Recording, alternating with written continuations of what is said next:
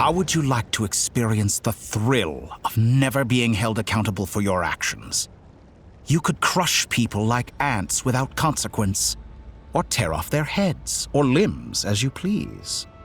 Believe me, such a life is but one small step away. What point is he trying to make? Freedom? But the freedom to kill? To do evil and get away with it? Why would you offer me that? The creation of a world is the ultimate scientific experiment. I have taken my research to the highest level, where I shall be not just a god, but also a servant to many sacred spirits. I shall heed the truth and perform holy deeds. A god's laboratory is the perfect playground, but it needs the right occupant to explore its full potential. Mortals are found everywhere one looks. Not so with Descenders. I'd prefer my first guest to be a distinguished individual such as yourself. And I know you could make the most of the opportunities it offers. So the condition for entering the new world is to take innocent lives.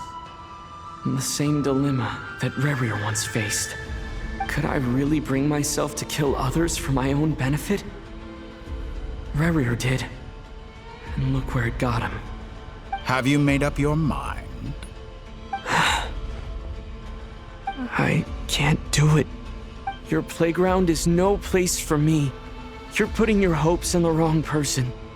But we both know I'm not quite the hero you say I am either. I have my own reasons for the journey I'm on. And they aren't all selfless. You've grown a lot since we last met. But there are still things you are unwilling to compromise on. This will only hinder you. Why don't I lower my requirements a little as a gesture of goodwill? I'll give you a little time to learn to be a less noble soul. That'll make things much easier for you. I really doubt I could live that sort of life. And yet you already sound less defiant than a moment ago. The benefits appeal to you because you can read the signs of the times. Why don't we return to my research facility? Your last visit was so rushed. There is much that I have yet to show you.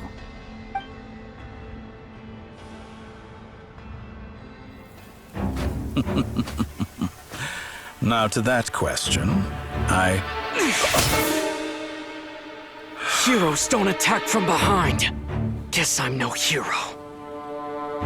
This is most disappointing.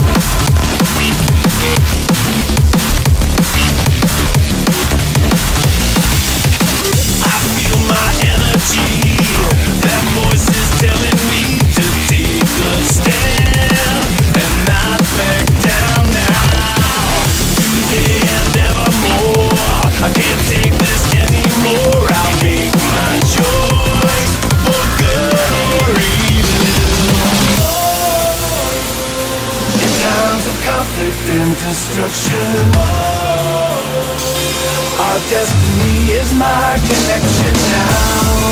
A feeling in my soul.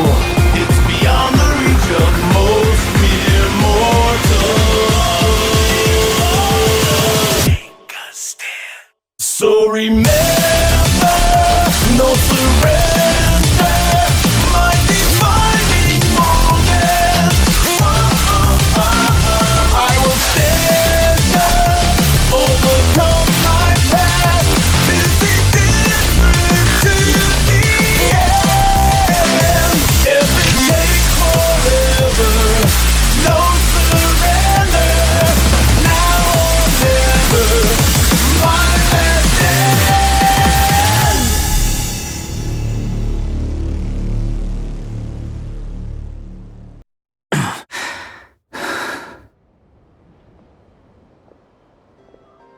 You're still gonna call me Hat Guy after that, huh? I didn't see anyone else in there who needed saving.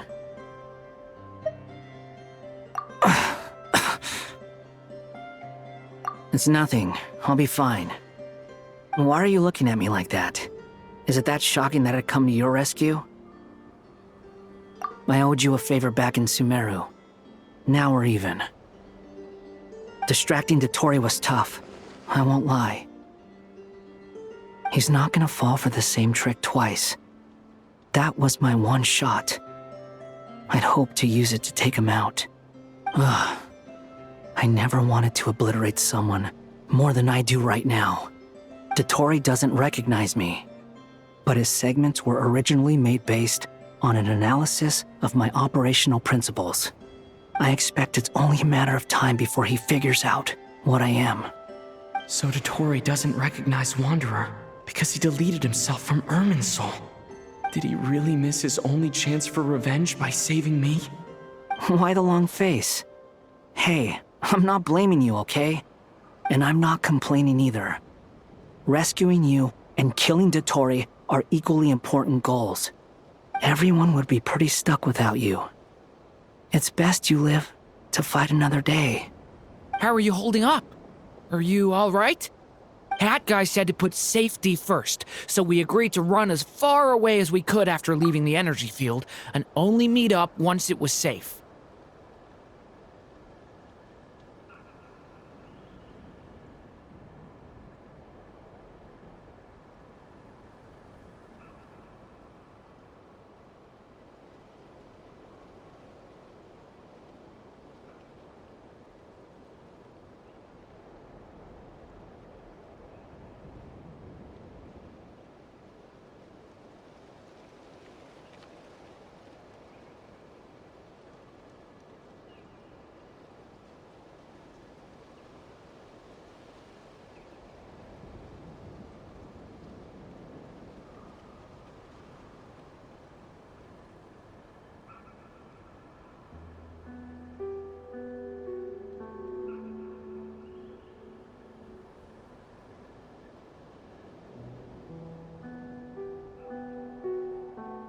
You don't look injured. It seems that Dotori didn't do anything to you. All right. Rescue operation complete. Let's head back. There's a lot more work to be done before this is over.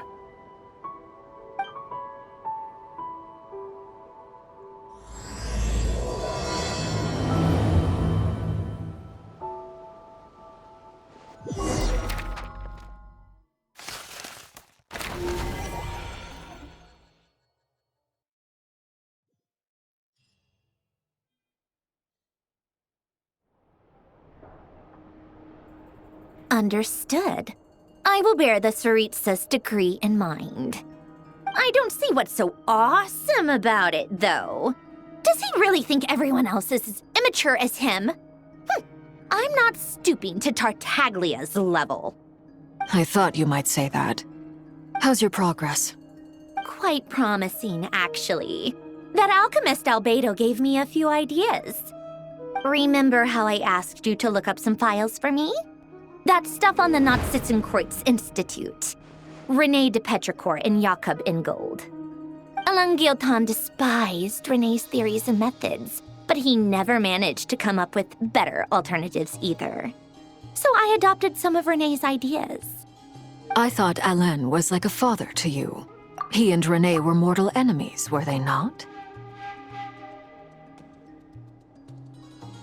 And what would you say if Lenny and his friends one day learned something useful from someone you utterly detested? I would applaud them for it. That would mean that they have surpassed me.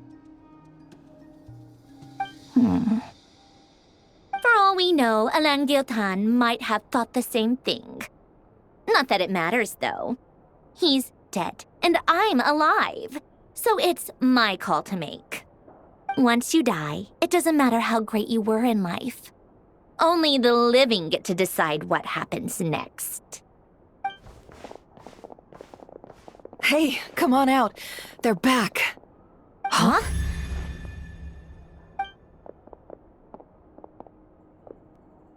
You're back? And your head's still screwed on? And you still have all your limbs? What does it look like? Way to keep your composure, madam. Excuse you. I am perfectly composed. Glad you're okay.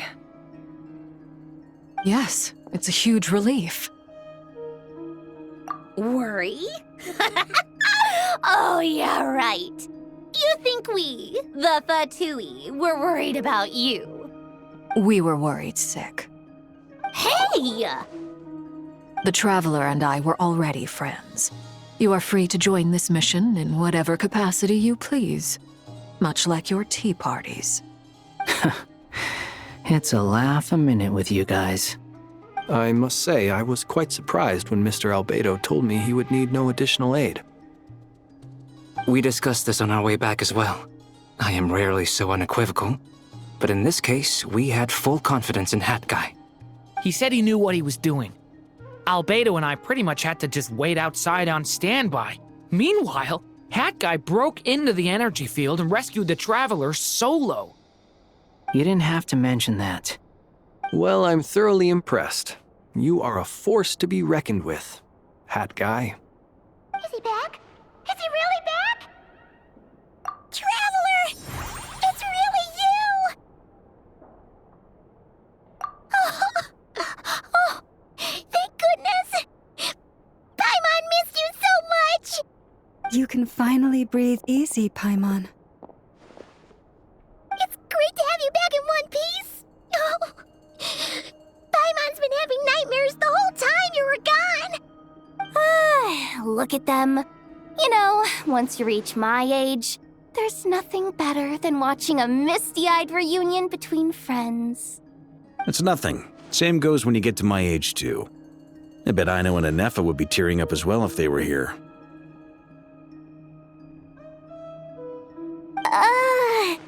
Varka, I'm not sure Anefa can cry. Oh, yeah, good point. Hey, your eyes are looking a little red and puffy. Come here, let's hug it out. What? Ew, no! No, thank you. You're not my dad, okay? Knock it off! Everyone, I'm sorry for all the trouble I caused you. But the silver lining is, I didn't come away from this ordeal empty-handed. While I was being held captive, I learned a lot about Dottoro's current capabilities, and what he plans to do with them. Allow me to explain.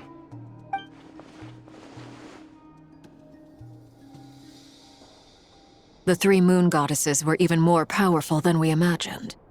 No wonder Dottore believes himself to be equal to the gods, maybe even superior. Utter blasphemy. While everyone was gone, Nefer and I made an interesting discovery, and I believe Miss Sandrone has something to share too. Ma'am, perhaps you could do the honors?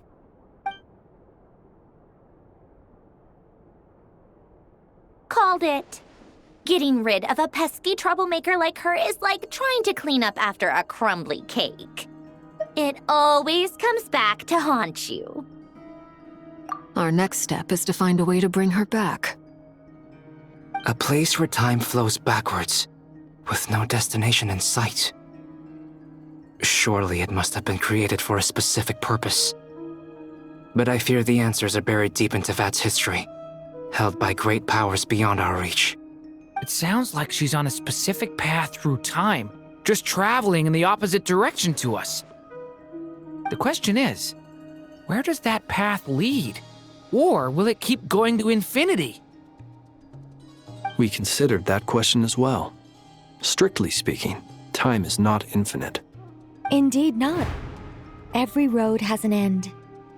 Nicole! You sure love quietly sneaking in mid-conversation. I do, in fact. It's something I've always done at our mages' tea parties. Quiet, mysterious, and persuasive. You wonder what lies at the end of her road. Well, just as the world has a beginning and an end, so too does time. And so, the end of the road is the moment that Tevat was born. But where Miss Columbina will end up along this road, that depends on where this particular river of reverse time began. What about the original moons and the moon goddesses? Do they have a beginning too? All things do. In the beginning, no moons adorned the sky. It was the Dragon King Nibelung who raised the 3 moons into the heavens, and thus were the moon goddesses born. They were shadows of the planet, born to wield Nibelung's authority and oversee the world on his behalf. They were extensions of his will, manifestations of his majesty. But then one day, they disappeared just as suddenly as they had once been brought into being. Nobody knew where they had gone.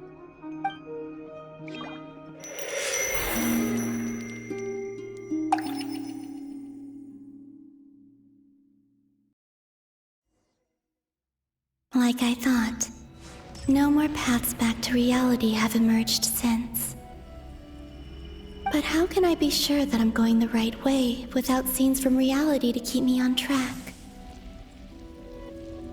I can't even be sure of how long I've been walking for. The further I travel, the less stable this space becomes. There are even moments where I can sense something that feels like abyssal energy. They can just materialize out of thin air. I have to keep my wits about me.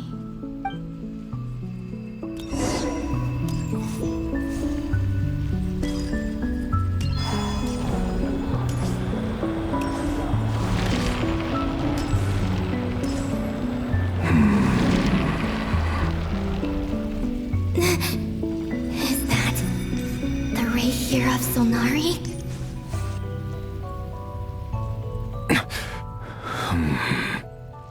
You are the moon goddess. But how? Please, there's no need. I'm not interested in fighting anymore. I find that a little difficult to believe. Yeah. Honestly, so do I. The way you used my own power against me was... It was a brilliant strategy. And then, in the final moment before I was thrown into this space, I got to see an old friend. Mr. Dainsleif. Right. It was so long ago now. But we were friends once. When I first got here, I was filled with hatred, remorse, and rage. How I cursed and devoured. I tore everything here apart. I was consumed by the desire to leave this place and have my vengeance. But to no avail. This is a place with no exit. This is the second time I've entered this space. Though I have no memory of the first, I was torn to shreds the moment I entered. But this time I survived. It must be partly because of this new body, and partly because of all the Kuvaki I absorbed in Nodcry. Are you the source of the abyssal power in here? Not all of it. Some is from when I first arrived here and tried to destroy everything. but there was already a degree of abyssal power here before I entered. And like a venomous snake baking in the merciless sun, it tried to slither into my shadow. Tried to?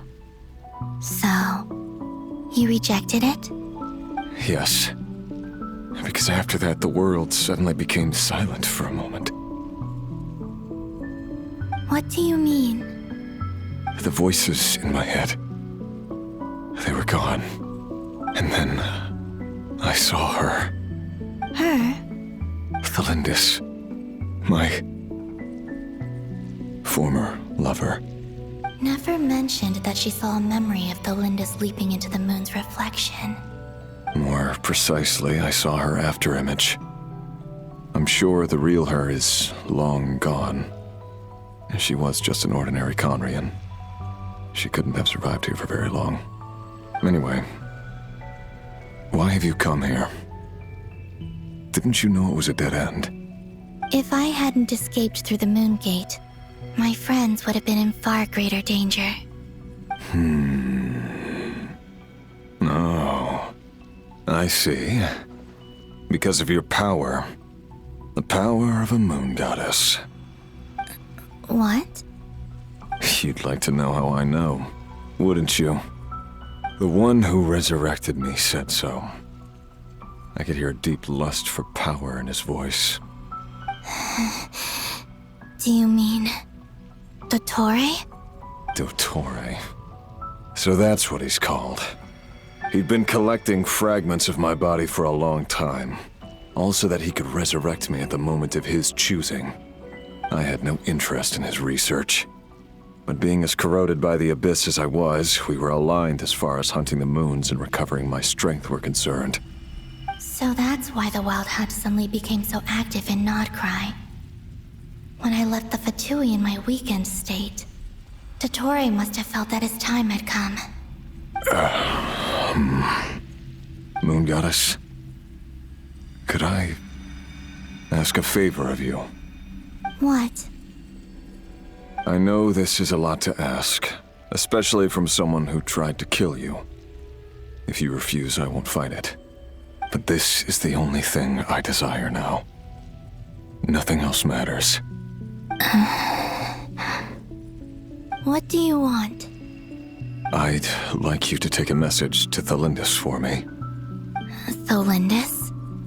But... Yes, she's dead. But like I said, I saw her afterimage. I can sense that some part of her soul remains here. Far, far ahead. Why don't you go and speak to her yourself? I can't. I don't know why, but I can't move freely in this space as you can. All I can see is a glimpse of her, walking away.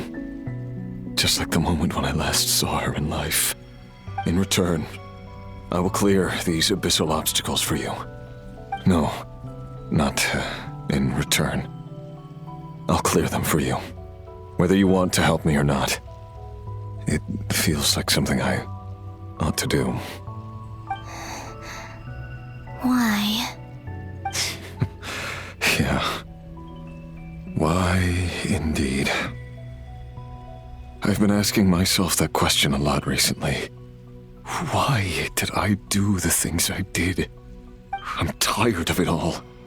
Tired of the person I became. People used me. And then I turned around and started using others. I hurt a lot of people. I think I grew tired of it long ago. But I wouldn't admit it to myself. And ultimately, that's how I ended up here. What do you wish to tell her? All of it. My past. My mistakes. Everything that happened after we were separated. Is it okay if I give her the abridged version? Yeah, I'm sure there's plenty you can skip over. Just tell her the important parts. Whatever you think that means. Like the part where you relentlessly tried to kill us? It's up to you. Love demands honesty. But my relationship with Thelindis was built on lies. We hid too much from each other. But after living my whole life in the shadows, I don't want to hide anything anymore. I will do my best.